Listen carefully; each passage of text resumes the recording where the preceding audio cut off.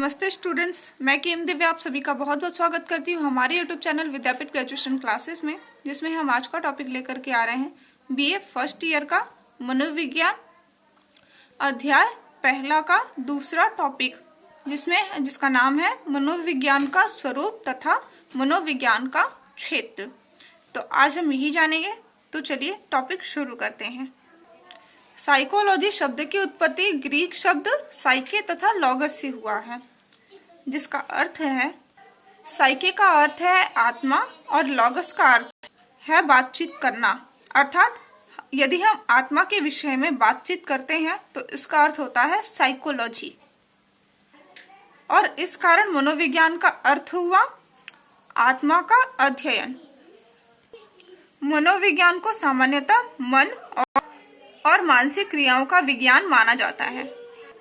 मनोविज्ञान ने समय के साथ साथ विकास एवं गति के मार्ग को अपनाया है और इसीलिए अब इसे न तो आत्मा से जोड़ा जा सकता है और न ही मानसिक तथ्यों से। आधुनिक समय में मनोविज्ञान का अर्थ एक ऐसे विज्ञान से है जिसमें व्यवहारों एवं मानसिक क्रियाओं दोनों का ही अध्ययन किया जाता है। और साइकोलॉजी के संबंध में बोरिंग का कहना है, मनोविज्ञान व्यक्ति के प्रत्युत्तरों के फलस्वरूप उत्पन्न व्यवहार का अध्ययन करना है और साथ ही साथ इस अवस्था में उत्पन्न अनुभवों की चेतना का भी अध्ययन करता है।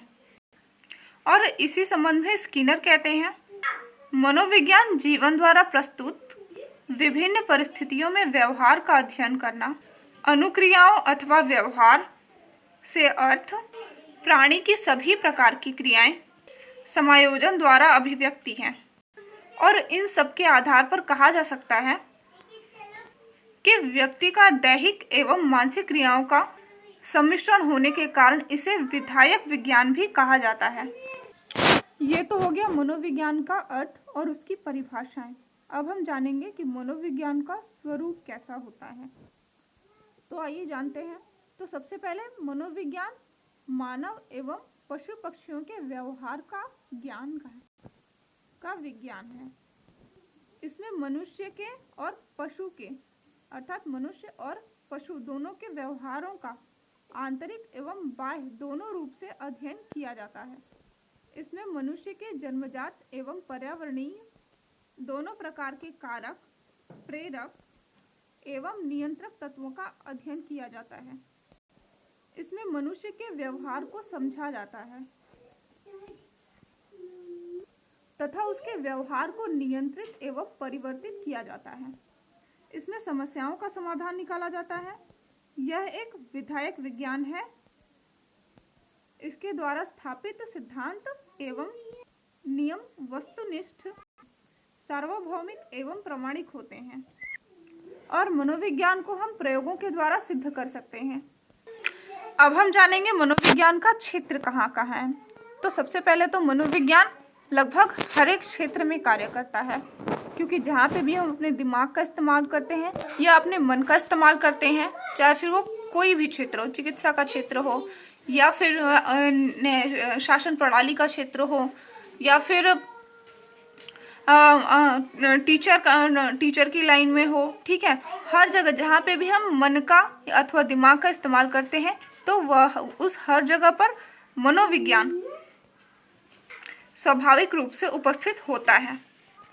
तो मनोविज्ञान की सहायता से मनुष्य एवं पशु पक्षियों के व्यवहार का अध्ययन कर सकते हैं। इसमें मनोविज्ञान को दो शाखाओं में विभाजित किया गया है, मानव मनोविज्ञान और पशु पक्षी मनोविज्ञान। मानव विज्ञान के अंतर्गत मानवों का अध्ययन करते हैं और पशु पक्षी मनोविज्ञान के अंतर्गत पशु पक्षी के व्यवहारों का अध्ययन करते हैं। सामान्य मनोविज्ञान के अंतर्गत मनुष्य के कारक, प्रेरक और नियंत्रक तत्वों का अध्ययन करते हैं, उनके वंशानुक्रम एवं पर्यावरण, बुद्धि, मानसिक प्रक्रियाएं, संवेदना, प्रत्यक्षीकरण, कल्पना, चिंतन, तर्क शक्ति, रुचि, अवधान, स्मृति एवं विस्मृति का अध्ययन करते हैं। अवधान का तात्पर्य ध्यान से है, ठीक है। अब बात करते हैं असामान्य मनोविज्ञान। असामान्य मनोविज्ञान के अंतर्गत हम पिछड़े व्यक्तियों अथवा मेधावी बालकों के अर्थात या मेधावी व्यक्तियों की समस्याओं का अध्ययन करते हैं कि यदि कोई बच्चा पिछड़ा हुआ है या कोई बच्चा अधिक प्रतिभाशाली है तो वह जो सामान्य है, सामान्य व्यक्तियों से किस प्रकार भिन्न है और क्यों भिन्न है, हम असामान्य मनोविज्ञान के अंतर्गत यही अध्ययन करते हैं। नेक्स्ट है मनुष्यों के व्यवहार। इसमें मनुष्य जीवन को 4 कालों में बांटा गया है। पहला बाल्यावस्था, दूसरा किशोरावस्था, तीसरा युवावस्था, चौथा प्रौढ़ावस्था। इन सभी अवस्थाओं में मनुष्य के व्यवहारों का प्रेरक तत्व और नियंत्रक तत्वों की व्याख्या की जाती है। सामाजिक मनोविज्ञान। इसमें सामाजिक क्षेत्र की विषमताओं, समस्याओं, अपराधों, जटिलताओं से संबंधित मनोवृत्तियों का अध्ययन करते हैं। इनके कारणों का पता लगाना, सुझाव देना और प्रस्ताव देना इसके अंग हैं। इसमें समाज से जुड़ी अवस्थाओं, प्रथाओं, व्यवस्थाओं, परंपराओं, नीतियों व संस्कारों का अध्ययन किया जाता है। नेक्स्ट है वैयक्तिक मनोविज्ञान। इसमें वैयक्तिक रूप से जुड़ी मानव क्रियाओं एवं प्रक्रियाओं का अध्ययन किया जाता है तथा प्राणी के व्यक्तिगत व्यवहार व आचरण संबंधी विषय वस्तु का भी अध्ययन किया जाता है। यह मानव के स्वभाव से संबंधित होता है। नेक्स्ट है विकासात्मक मनोविज्ञान।